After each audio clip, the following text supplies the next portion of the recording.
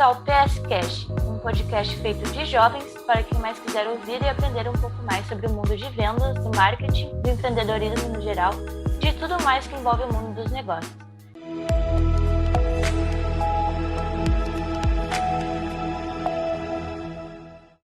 Eu sou a Vitória Comaceto e quando eu comecei a aprender sobre investimentos, eu queria sair vendendo a minha casa inteira para ter mais dinheiro para investir no futuro. Olá, eu sou o João Paulo e eu nunca acreditei em vendedor de curso de day trade. E nós seremos os seus anfitriões e hoje vamos falar mais sobre investimentos e mercado financeiro e para isso recebemos uma convidada muito especial que é a Gabriela Mosman. Então, se apresenta aí, Gabriela. Olá a todos, é um grande prazer. Meu nome é Gabriela Mosman, eu sou economista formada na URGS, tenho mestrado em finanças e atualmente sou analista de investimentos. E quando eu comecei a pensar em investimentos, eu quase limpei todo o meu guarda-roupa para vender e colocar na bolsa de valores. Mas infelizmente eu não arranjei ninguém para comprar as minhas roupas usadas. Boa, bem parecido com a minha história também, sobre querer vender tudo. Bom, Gabriela, para começar, nós gostaríamos de saber um pouco mais como foi tua trajetória, tanto acadêmica como profissional, nesse mundo. A minha trajetória, eu acho que começou semelhante com a da maioria dos jovens, né? Você simplesmente não sabe o que você quer fazer. Você vê ali que está chegando a hora de sair da faculdade, do colégio mesmo, no terceiro ano, escolher uma faculdade, tem um monte de curso e a menor ideia. O que eu fiz, então? Eu sempre fui uma pessoa que algumas coisas eu tenho total noção que eu não gostava. Eu nunca fui uma pessoa de humanas, no sentido de biologia, medicina, também não tanto da parte mais de letras. Então, eu peguei uma lista dos cursos que tinham, assim, disponíveis. Na época, eu queria fazer a faculdade na URGS, porque era federal, era perto da minha, assim, relativamente perto de onde eu morava. Eu peguei, entrei no site, peguei a lista dos cursos lá, fui tirando tudo o que eu jamais faria e sobrou aí algumas opções. Dentro dessas opções tinha economia e como eu não sabia o que eu queria, eu pensei, economia eu acho que é uma coisa que pode fazer sentido eu estudar, se eu estudo um pouquinho, se eu não gostar eu mudo de curso, beleza, mas eu acho que no longo prazo pode me agregar um pouquinho, eu já tinha uma mentalidade de longo prazo, e beleza, entrei na faculdade e acabei me apaixonando pelo curso. Eu logo também comecei a querer buscar emprego, sabe, querer estagiar, porque eu queria ter o meu dinheiro, poder fazer as minhas coisas. Minha família de classe média, assim, nunca passei dificuldades, mas também nunca estava sobrando dinheiro, então eu queria ter logo meu dinheiro para poder fazer, sei lá, tudo que eu queria, né? No quarto semestre eu consegui realmente um estágio. Eu antes acabei participando também da empresa júnior da faculdade de economia mesmo, a Equilíbrio. Tinha começado na época, quando eu entrei na faculdade, eu participei na primeira seleção que eles criaram, então eu era amiga de todo mundo que foi o fundador da empresa júnior, e fiquei meio ano ali, depois comecei estágio mesmo, mas eu sempre me interessei pelo mercado financeiro em geral, porque quando eu comecei a ganhar o meu dinheiro, queria fazer ele render, sabe? Nunca tinha ganhado dinheiro, para ser bem sincero, os meus 2 primeiros salários eu não toquei, eu olhei aquele dinheiro assim, o que eu faço com tanto dinheiro? Gente, dinheiro de estágio, tá? Não era uma fortuna, mas para mim, meu Deus, eu quero na minha conta, eu não sabia o que fazer.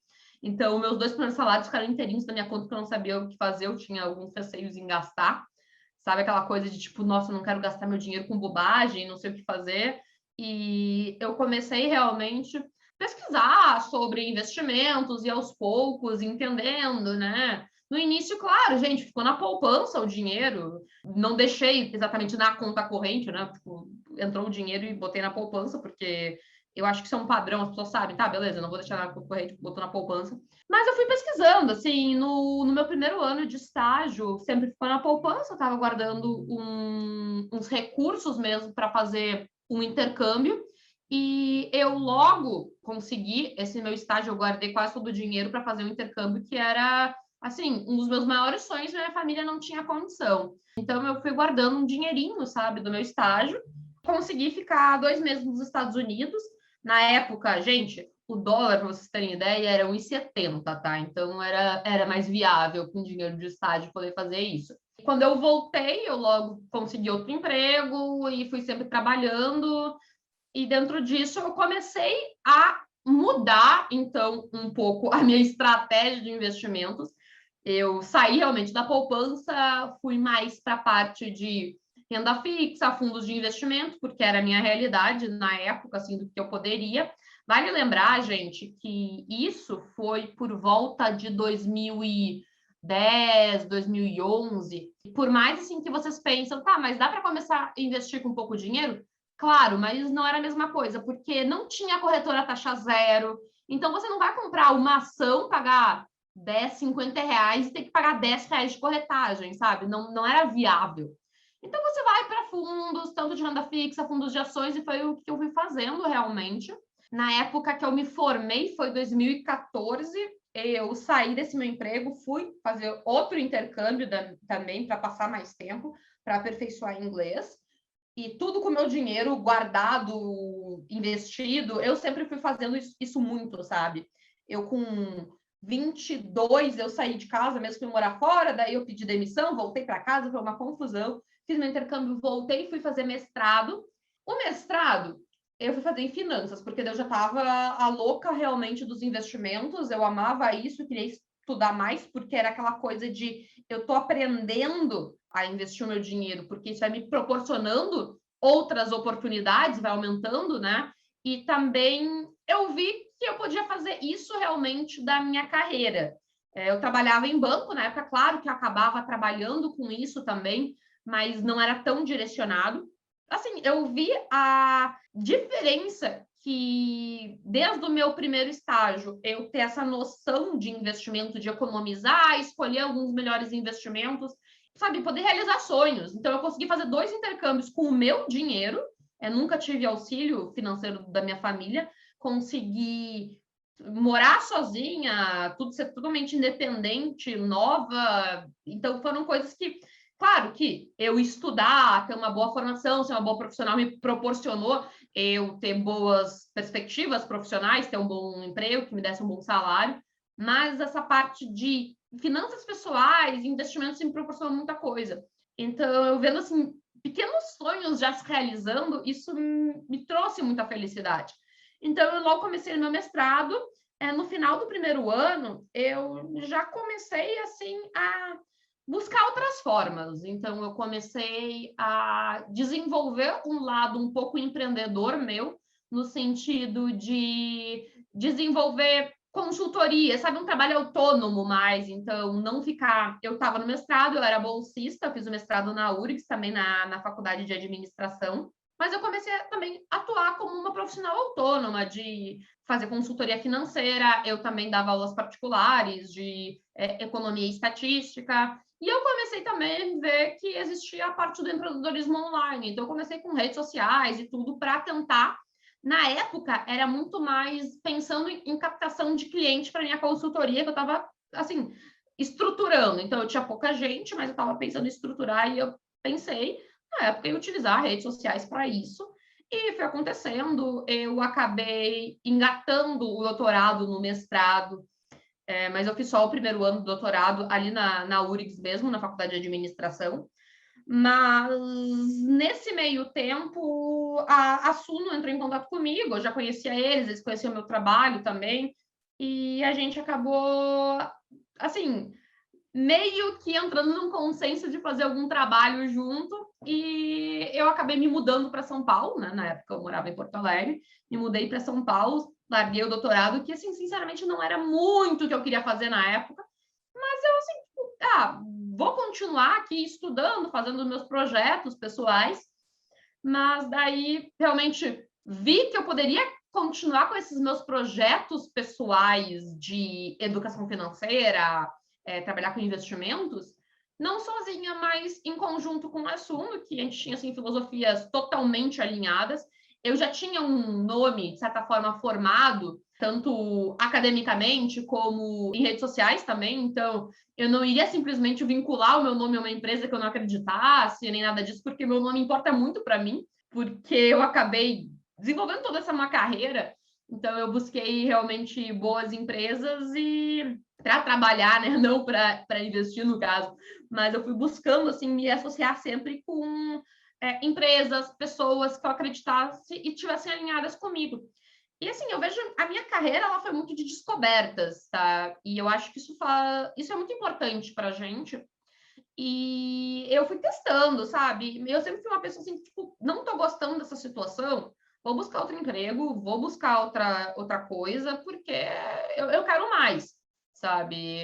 Eu quero as melhores oportunidades dentro do que pode existir. Quando eu tive que pedir demissão, logo quando eu me formei para fazer o meu segundo intercâmbio, me deu muito medo, porque eu tinha uma certa independência financeira. Eu morava sozinha, pagava minhas contas e sobrava dinheiro para eu poder investir já.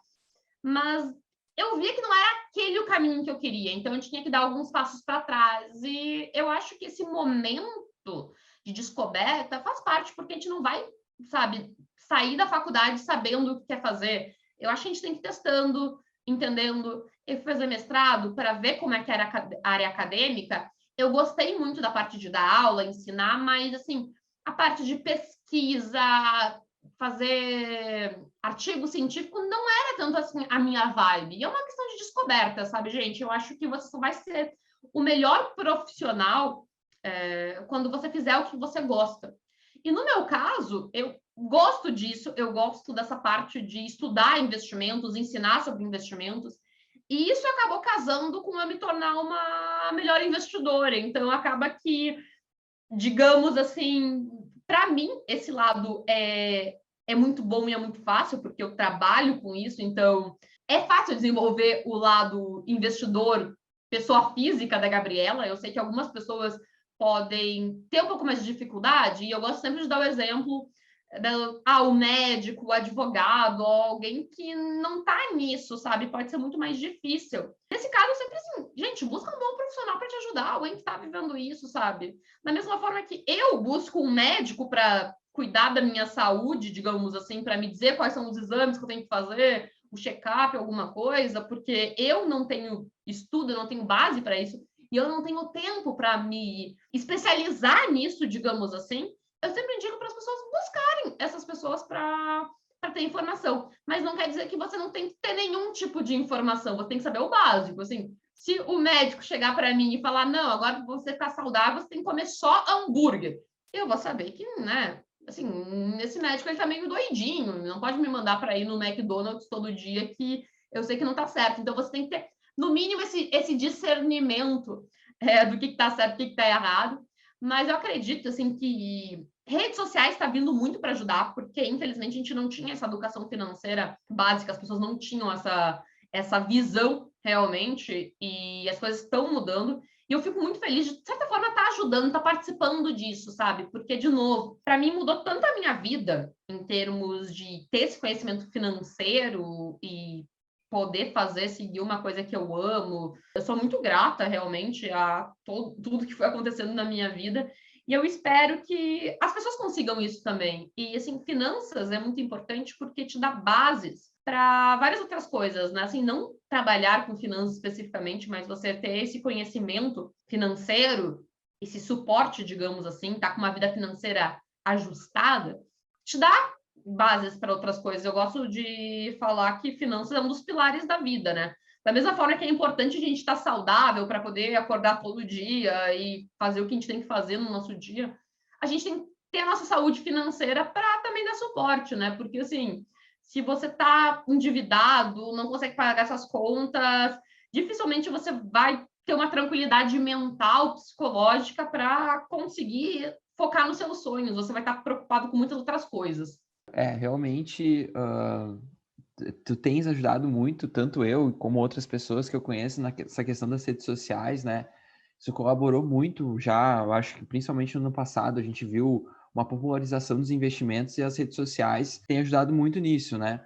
Só que aquela coisa, né, Gabriela, tem que sempre dar aquela filtrada, né, no conteúdo que se vem a consumir, né? Completamente. Uma das coisas mais importantes, principalmente quando a gente não tem tanto conhecimento no assunto, é a gente conseguir escolher boas fontes. Da mesma forma que a gente fala tanto de fake news, é basicamente você conseguir ver qual é a fonte dessa informação. A gente pode ter fake news, digamos assim, no conhecimento financeiro ou no conhecimento de qualquer coisa.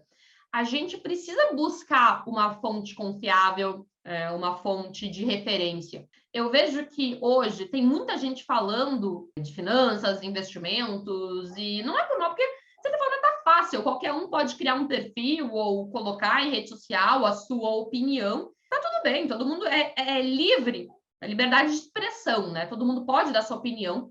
Só que quando a gente fala, principalmente na parte de investimentos, a gente tem uma linha bem tênue, tá? Porque existe regulação, existe o cuidado que você precisa ter com a recomendação, a indicação de algum investimento, porque isso é o dinheiro da outra pessoa. Então, existe toda uma regulação para ter profissionais certificados, tanto para diversos tipos de ativos mesmo. Num banco, para você poder fazer algum tipo de recomendação para o seu cliente, existem certificações. Então, é muito importante qualquer pessoa que estiver buscando algum tipo de informação, conhecimento, dá uma olhadinha em quem está passando isso. Essa pessoa tem conhecimento, essa pessoa tem base. E, assim, não é por mal na questão de idade, por exemplo, tá? Eu tenho 30 anos e, assim, gente, eu sou jovenzinha, tá? E ai de quem achar que eu não sou, mas eu acredito que muito pro pessoal que estiver em universidade agora, olha assim, a gente tem uma diferença de idade, claro que eu vou ter uma experiência um pouco maior, mas eu também sou nova, de certa forma. Minha experiência ainda é pequena, e eu gosto de falar isso porque, assim, investimentos é uma jornada aí de longo prazo, não é à toa que os maiores investidores do mundo, eles têm cabelos brancos, tá? Mas só para contextualizar. Então, eu acho que realmente é algo que você vai construindo ao longo do tempo.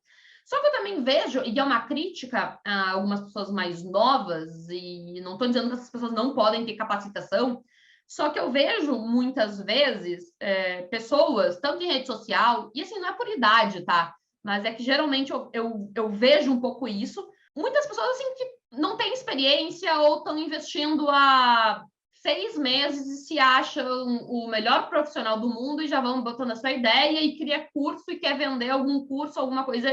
Isso está muito fácil hoje. E por isso que eu digo para as pessoas assim, calma, dá uma filtrada. E porque assim, às vezes eu falo de gente nova, eu vi agora na questão da pandemia aumentar muito o nível de influencers de finanças. E eu ia olhar, não estou dizendo que é um preconceito alguma coisa, mas eu olhava, tipo, muita gente nova, eu olhava assim, tá, daqui a pouco é um jovem que a faculdade trancou, tá em casa, não tem o que fazer, vou virar influencer de finanças. Só que assim, você não tem experiência, você não tem certificações, você não poderia estar falando isso. Só que acaba que o próprio órgão regulador, ele não consegue, sabe, cuidar, fiscalizar, porque é muita gente. Mas eu falaria para as pessoas que estão buscando esse tipo de informação, dá uma olhada. E até para o jovem, e não querendo desestimular esse jovem que está virando um novo influencer, digamos assim, que vá com calma, tá? Porque é muito fácil você se achar o melhor investidor, principalmente em renda variável, quando você pega um mercado em alta. E você pega aí, sei lá, a pandemia começou em março, a bolsa caiu, assim, drasticamente. E a galera começou a ficar trancada em casa e a bolsa recuperou rápido. E se você vai fazer uma carteira de, vamos supor, de ações de abril de 2020 a dezembro de 2020, dificilmente você vai pegar retornos ruins. Então, todo mundo meio que se acha, vira o grande investidor. A gente começa a ver alguns casos assim, sabe? E eu diria para tomar cuidado. E não só dessas pessoas que acabam fazendo isso, alguma coisa nesse sentido, mas existe também muita empresa falcatrua. E o que eu quero dizer é assim, gente, não é para citar nomes e aqui não é para ficar subentendido nada. Quando eu digo empresas também, pode ser uma pessoa que abriu um CNPJ, tá? Vendendo curso. Eu vi tanto curso de day trade, fique rico do zero e coisas desse sentido. Eu até há pouco tempo atrás fiz uma matéria junto com o Yahoo Finance, desmascarando day traders e vendedores de cursos e por aí vai, porque você vê tanta coisa bizarra, as pessoas aproveitando oportunidades do mercado, digamos assim, que caiu muito, subiu muito, ou pegando distorções, sabe? Fatiando, assim, situações, porque é muito fácil, você faz um monte de day trade ao longo de um ano e pega só as posições vencedoras e vende aquilo como, eu sou o melhor day trader do mundo, alguma coisa nesse sentido. Então, você vai vendo coisas bizarras. Muitas pessoas acabam caindo nisso pelo conto, porque o storytelling tá bonito ali, e acabam não buscando os dados realmente. Quem é essa pessoa? Ela é certificada? Ela tem experiência? Ela tem pelo menos aí uns 5 anos de experiência? Porque assim, eu falei, eu tenho 30, eu sou nova, digamos assim, mas eu tenho 10 anos de experiência no mercado.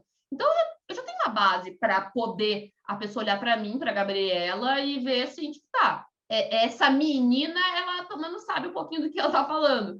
Não vão ver quem é a empresa. Assim, muitas dessas empresas falcatruas, eu até fui buscar algumas, você vê o CNPJ cai num terreno baldio lá no pariu, e desculpa por falar esses nomes, mas acontece algumas coisas assim, porque as pessoas, elas não buscam o mínimo. Gente, você não precisa fazer, sabe, ser o detetive daquela pessoa, mas pega o nome da pessoa e coloca no LinkedIn. Dá para mentir no LinkedIn? Dá, mas já é um filtro tão mais fácil. Eu diria para você fazer, realmente, sabe? Então, isso te pouparia muito tempo. Da mesma forma que ninguém faz isso com os próprios fake news. Quem aí nunca viu, recebeu no WhatsApp, alguém compartilhou uma notícia que só leu a manchete da notícia, nem abriu no link para ver o que estava dizendo. Então, é basicamente isso, sabe? A gente vê tanto nesse universo de finanças e investimentos, esses problemas da qualidade de informação, como a gente vê em vários outros lugares. E eu só pediria assim, um pouquinho mais de atenção.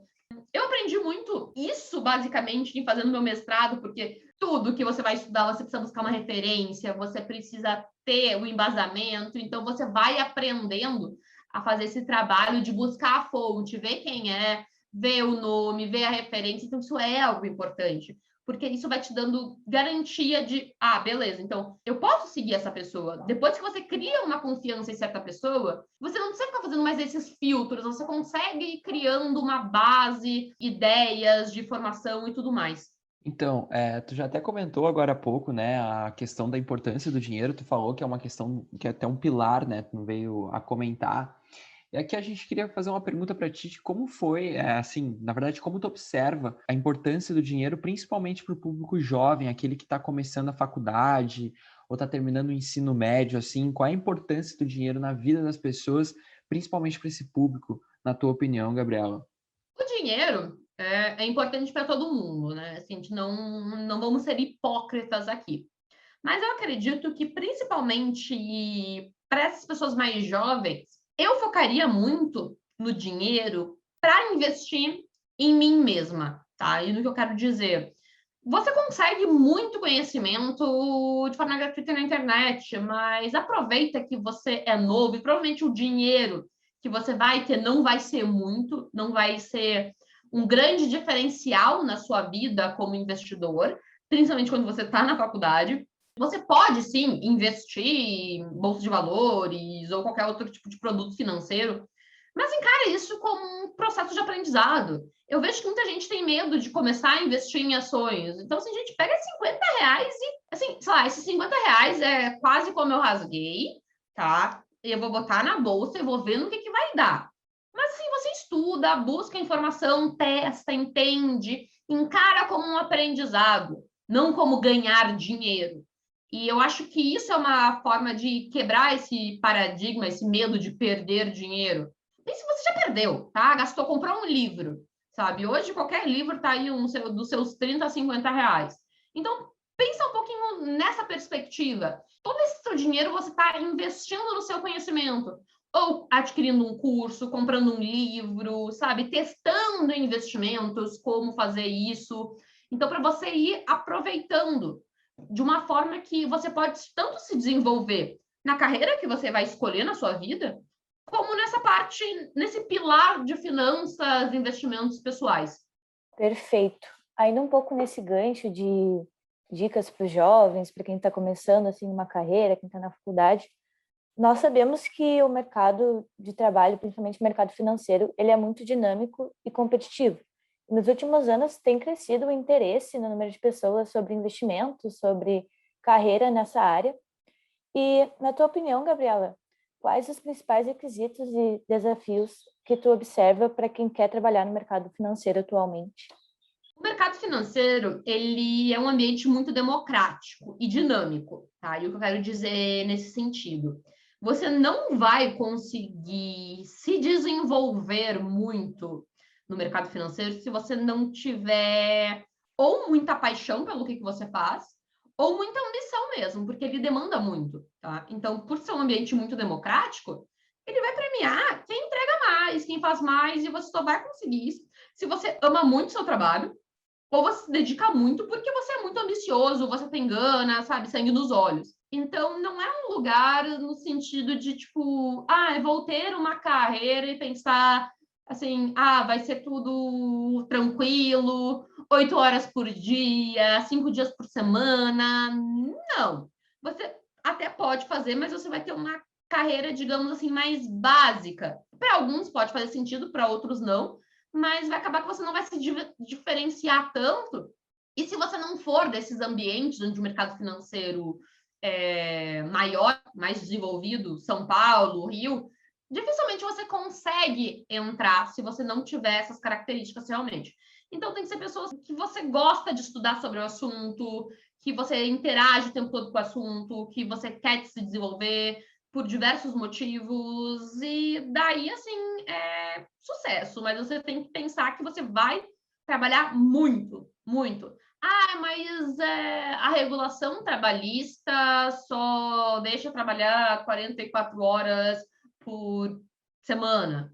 Tá, beleza. Não quer dizer que você não vai estar isso no escritório, mas se você não estudar, não fizer o dever de casa, assim, fora, você não vai ter nem nessas horas ali, sabe? Então, é algo que demanda muito. Por ele ser dinâmico também, você precisa estar se atualizando o tempo todo. É isso, assim, são essas características que eu vejo. Tem pessoas de todos os tipos de formação, então isso não é característica.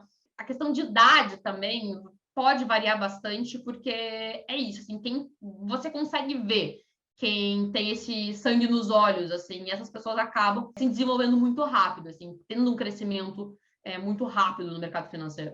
Pois é, eu estando de fora, eu enxergo que o mercado financeiro, aqueles que trabalham, eles têm que trabalhar mesmo por amor, né? Tipo, não é uma questão de trabalhar assim para ganhar dinheiro ou coisa do tipo, não, tu tem que gostar mesmo para se desenvolver e para ser bom naquilo, né? Então, eu acho que é o que eu observo muito, né? Não sei se tu concorda, Gabriela, mas todo mundo que eu converso assim que já trabalha no mercado financeiro fala sempre a mesma coisa, né? Que tu vai acabar trabalhando muito mais do que você acredita. Eu tenho uma pergunta aqui agora, mais em relação do que aconteceu no passado, principalmente, e vem acontecendo também nesse ano, né? Então, nós sabemos que as pessoas que mais enriqueceram com a Bolsa, como, por exemplo, Warren Buffett e propriamente aqui no Brasil também o Sbarsi, ganharam no longo prazo, né? Mas nos últimos anos, principalmente em 2020, nós notamos uma popularização de investimentos de curto prazo, como, por exemplo, o day trade, né? Que a gente já até comentou um pouco. Então, conta aí para nós um pouco mais sobre o assunto, né? O que você acredita sobre, e se você acha que o day trade continuará sendo uma tendência no Brasil, assim, nos próximos anos. Olha, o problema do day trade é que ele funciona. E vão olhar assim, tipo, meu Deus, se cortarem isso aqui, vão perder todo o contexto. Por quê? O day trade funciona, claro, para aquelas pessoas que têm experiência, trabalham já nisso, estudam e sabem o que estão fazendo. Eu conheço traders que, assim, têm 20, 30 anos de experiência. A galera realmente consegue, mas é aquele 1%, nem 1%, é 0,01%. Só que, assim, as pessoas acham que vão ir para o day trade e vão olhar e vão começar a ganhar dinheiro em D mais um, sabe? Amanhã. Gente, isso não acontece. Nenhuma profissão do mundo você ganha dinheiro dessa forma.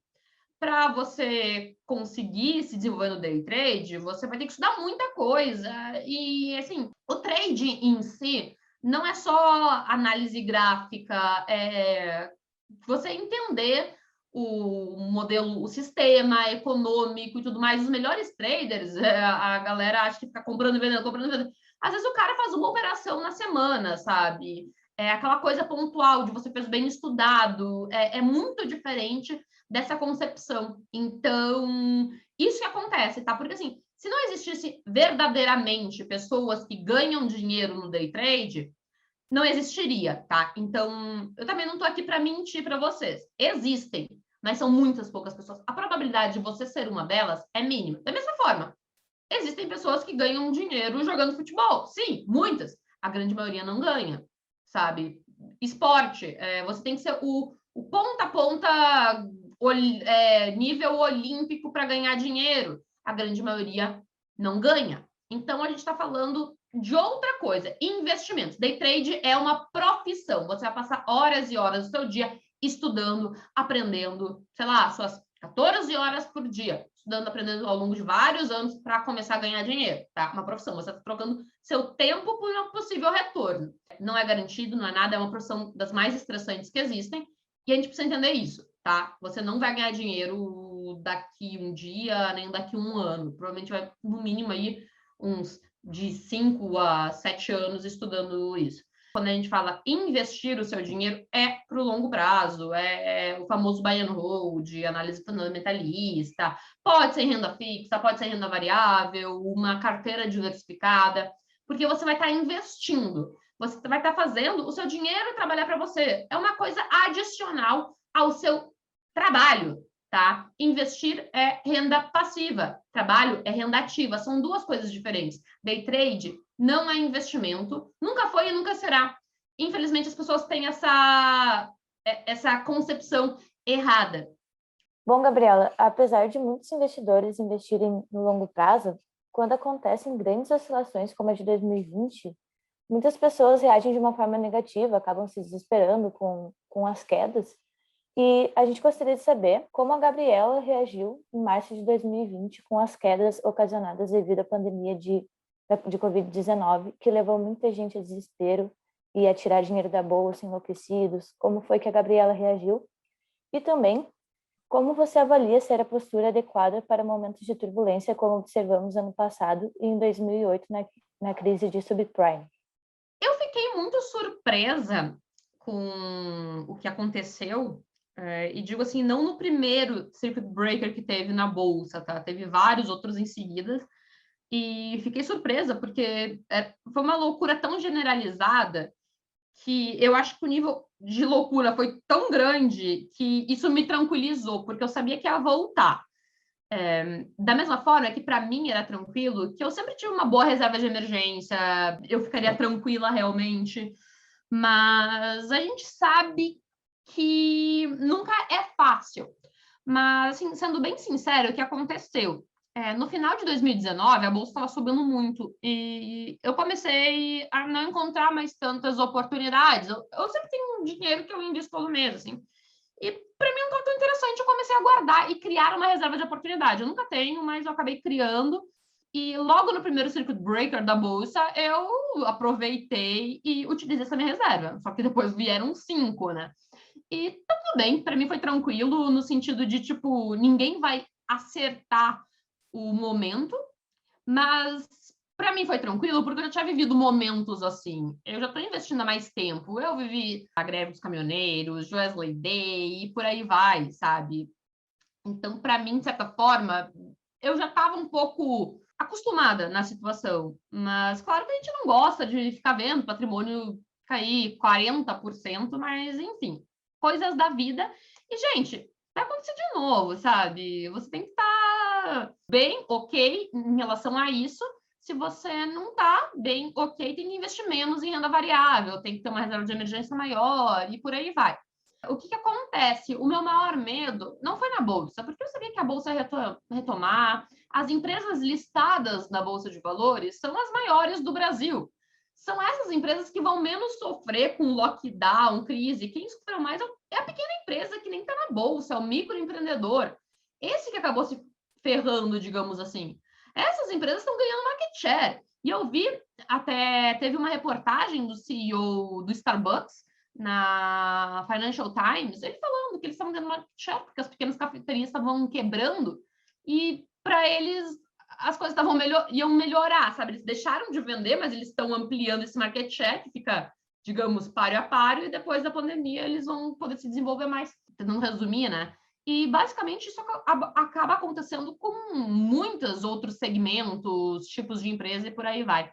O meu maior medo, realmente, foi na parte da crise de pandemia mesmo, assim, o que poderia acontecer, tanto comigo, com a minha família, com as pessoas, qual seria a realidade, o quanto isso poderia afetar meu trabalho também. Eu fiquei um pouco de receio, assim, tanto por mim quanto pela Suno, no sentido de a gente é uma empresa do mercado financeiro, né? Então, no momento que as pessoas começam a demonizar o mercado financeiro, isso não é bom para a gente também, pensando na nossa empresa.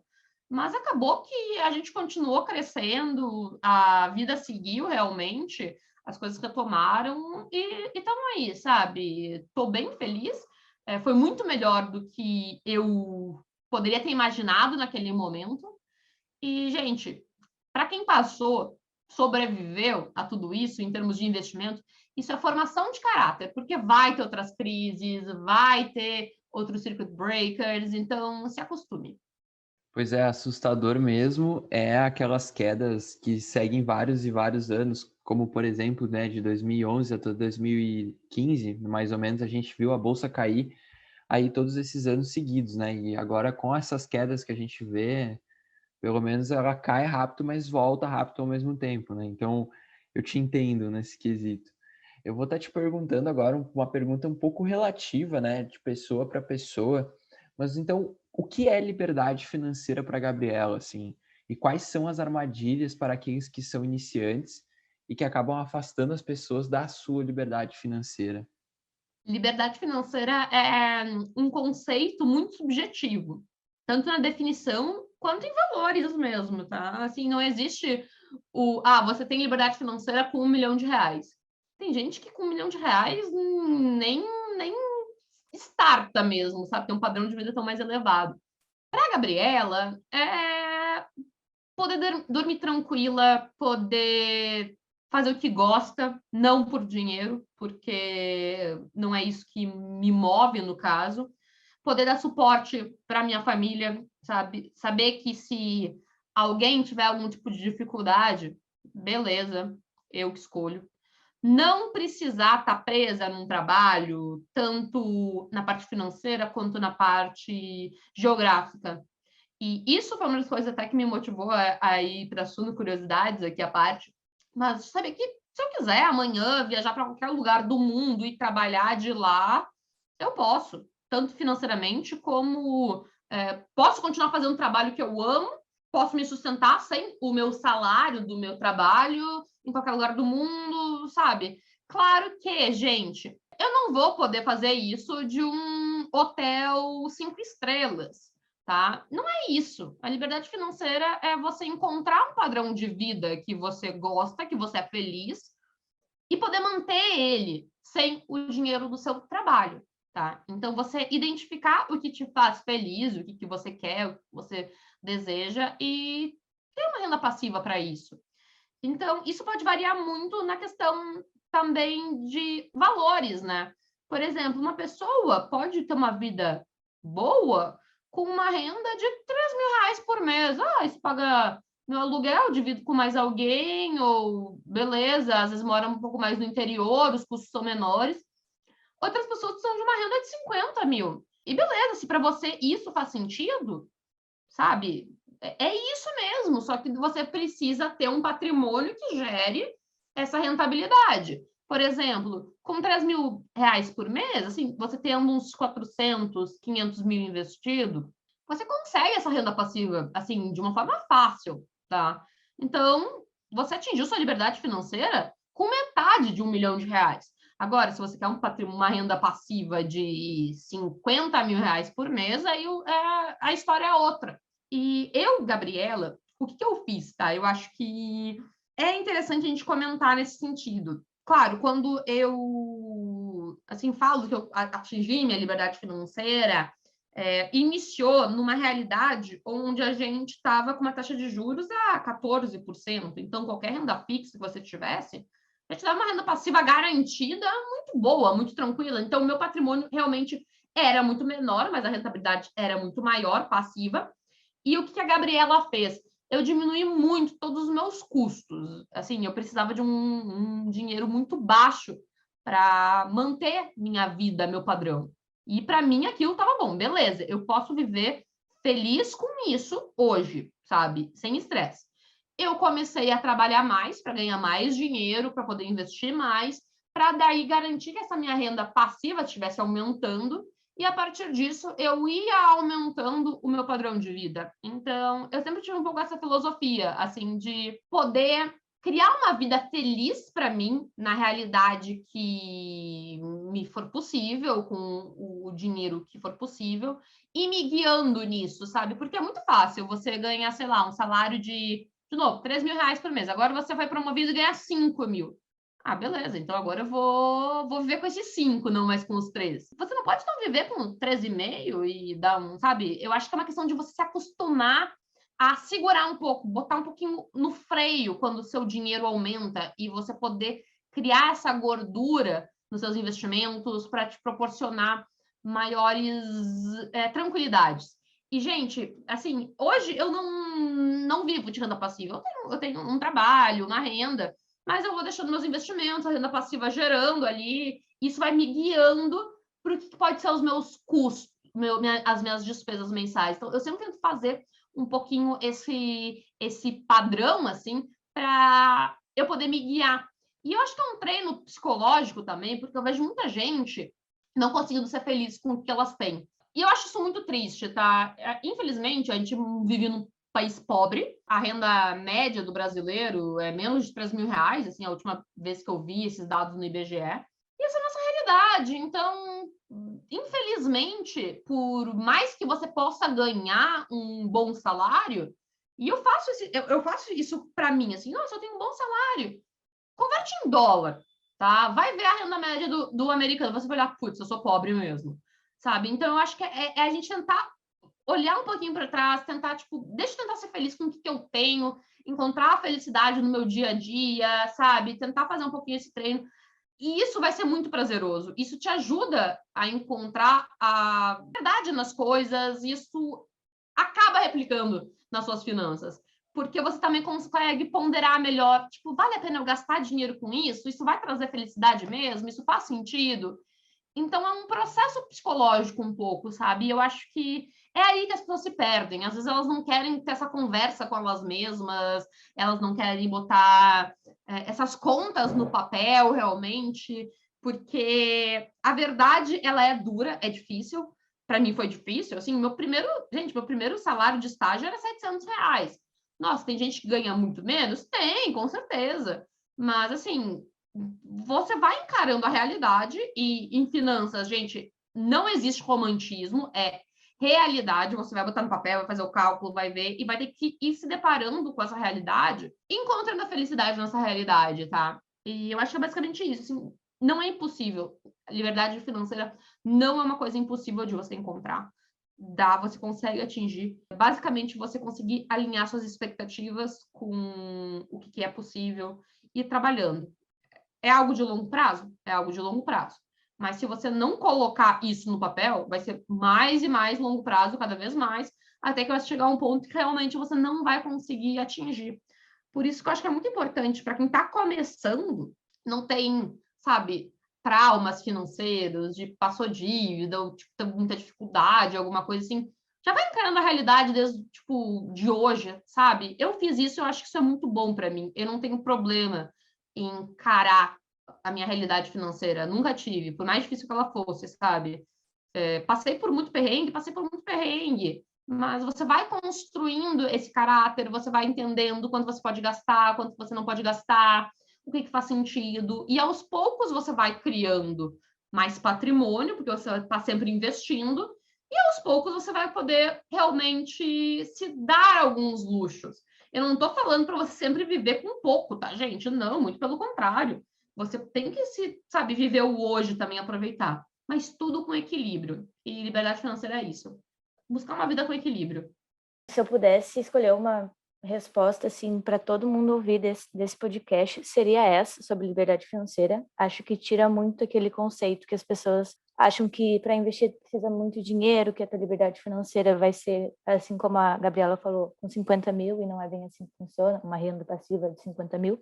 E, bom, indo para a nossa última pergunta, nós sabemos que é muito importante acompanhar as empresas e monitorar os seus resultados no longo prazo.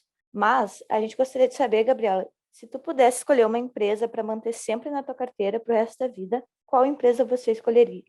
Olha, essa é muito complicada, porque a gente não consegue prever o futuro, né?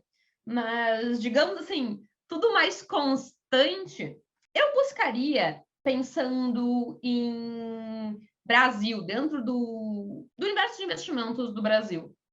Eu gosto muito da própria Itaúsa, tá? Eu já vou dizer mais alguns motivos. E se eu pudesse pensar assim realmente em termos globais mesmo, a Berkshire Hathaway. E por que eu digo essas duas empresas? Porque elas são holdings. E o que elas fazem? Elas compram outras empresas. Elas quase são como um fundo com várias empresas em carteira. Então, na minha visão, você tendo essas empresas, por exemplo, você quase que já tem uma carteira ali um pouco diversificada, sabe? E eu gosto muito disso. Assim, não vejo um problema se alguém tiver, sei lá, uma ETF, o IVVB11, por exemplo, ou o IVV, que é nos Estados Unidos, e que simplesmente vai replicar o mercado americano, e é só isso que ele vai ter. Cara, no longo prazo, vai dar certo, sabe? Não tem erro. No longo prazo, empresas vão crescer mais que renda fixa, vão se desenvolver, o mercado vai crescer, o mundo vai crescer, e é isso, sabe? E eu acho que as holdings, de certa forma, elas conseguem replicar um pouquinho nisso, porque a estratégia delas é basicamente comprar empresas, holdings bem administradas, como as que eu citei. A Itaúsa hoje, ela é, claro, majoritariamente o Banco Itaú, mas eles estão ampliando o portfólio deles, e eu acho que isso é uma estratégia que vai aumentar. E assim, para eu poder ter, sei lá, uma única empresa, eu iria numa dessas, sabe? Assim, eu nunca parei para pensar, talvez eu acabaria optando pela Berkshire, por ser realmente uma empresa americana, cotada em dólar, o dólar é uma moeda forte que poderia me proteger de qualquer tipo de oscilação. Ela tem empresas no mundo todo, o que faria muito sentido. Então, é quase você tá dentro de um fundo de investimento muito bem gerido. Essa seria a minha escolha, assim, faz sentido para mim. Em termos de estratégia pessoal, eu também sigo muito isso, eu tenho muitos ETFs, porque para mim faz sentido para o longo prazo. Eu, claro, faço alguns investimentos mais pontuais, mais assim, de momentos, vendo algum ciclo de investimento, alguma coisa, buscando uma empresa muito descontada, quando eu vejo que ela não está mais tão descontada, eu vendo, algumas coisas nesse sentido. Mas se eu tivesse que, nossa, tá, vou deixar todo o meu dinheiro em uma coisa, seria nisso, visando isso. E, ok, para mim foi uma hipótese agora, um e se, mas eu não vejo problema se alguém realmente fizer isso, porque vai estar com opções muito bem diversificadas. Perfeito, perfeito. Bom, agora indo para a nossa pergunta padrão de todo o podcast, nós gostaríamos que tu nos indicasse um livro, um filme, uma série. E também, se tu pudesse voltar no tempo, falar com a Gabriela, que recém completou 19, 20 anos, que recado que tu deixaria para ela? Ótimo. Gente, indicação de livro. Tem um livro que eu adoro, mas eu sei que assusta as pessoas, porque ele é muito grosso, que é A Bola de Neve, que é a biografia do Warren Buffett.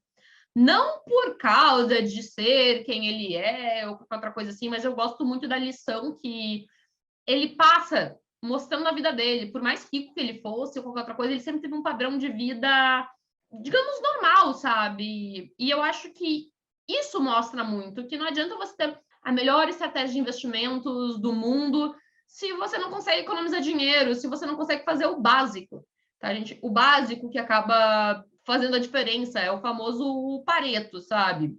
80% dos seus resultados vem de 20% dos seus esforços. Então, é isso, assim.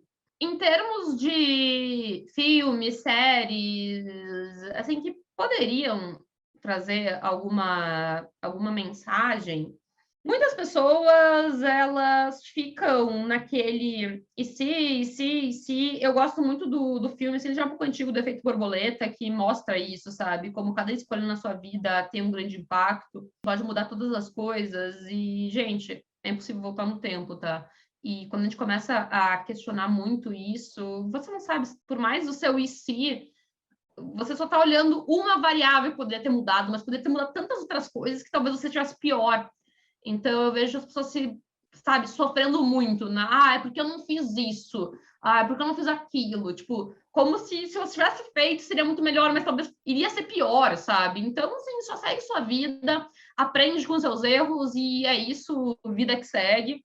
Dentro de série, eu acho que às vezes pode ser interessante para quem está se interessando por mercado financeiro, a série Billions, algumas pessoas gostam muito. Eu realmente acompanhei pouco dela, mas eu acho que pode ser algo que agrega, assim, pelo menos para você tirar algumas curiosidades mesmo. Eu acabo pessoalmente mesmo, assim, quando eu vou olhar a série, gente, agora é uma curiosidade, eu gosto muito de, tipo, esperar que a série meio que bombe pra eu saber, tipo, tá, beleza, ela pode ser legal, já tem alguns episódios, porque eu fico naquela agonia de, tipo, será que essa série nova tem um episódio, tem que ficar esperando o tempo todo pra outros episódios, então, tipo, eu normalmente não tô assistindo o que tá bombando, eu espero ter um monte de episódio, poder maratonar, que eu gosto mais, tá?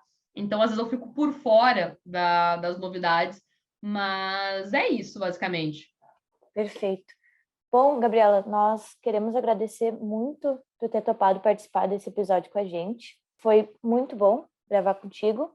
E deixa um espaço aberto para que tu deixe alguma consideração final, algum recado para a Gabriela de alguns anos atrás. Se eu voltasse no tempo, provavelmente a única coisa que eu falaria para mim mesma é, tipo, calma, sabe?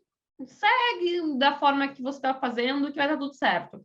Não te preocupa. A gente nunca vai conseguir acertar o que tem que ser feito, porque talvez se eu falasse, não, faça isso, mas hoje a Gabriela é de 30 anos e daqui a pouco isso, como eu comentei do filme do Efeito Borboleta, né? Daqui a pouco a Gabriela de 50 estaria melhor, de outra forma.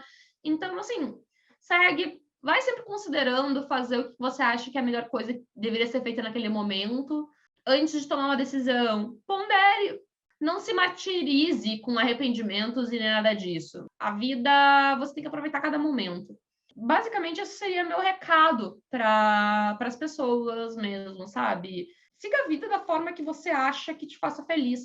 E eu acho que isso está muito linkado com o que eu comentei sobre a liberdade financeira. Reflete, pensa, conversa com você mesmo. Eu vejo tantas pessoas entrando quase num piloto automático, sei lá, só trabalhando, estudando, sem se questionar do porquê elas estão fazendo isso faz sentido para sua vida, sabe? É isso que você quer. Então, não tenha medo de conversar consigo mesmo, de ser sincero consigo mesmo e seguir as suas escolhas. Claro que tudo você tem que ponderar prós e contras, né? Eu acho que é uma questão de você se permitir olhar e avaliar o lado emocional, mas também não ignorar o lado racional, né? De novo, gente, tudo na vida é questão de equilíbrio, entendendo, e é isso. Muito obrigado, Gabriela. Foi muito bom gravar contigo. E esse foi mais um PS Cash. E se você gostou, deixe o seu like, compartilha com seus amigos, se inscreva no nosso canal, ative o sininho para receber mais notificações de futuro PS Casts, ouvindo o que tem de melhor no mundo dos negócios. Tchau, tchau e até a próxima.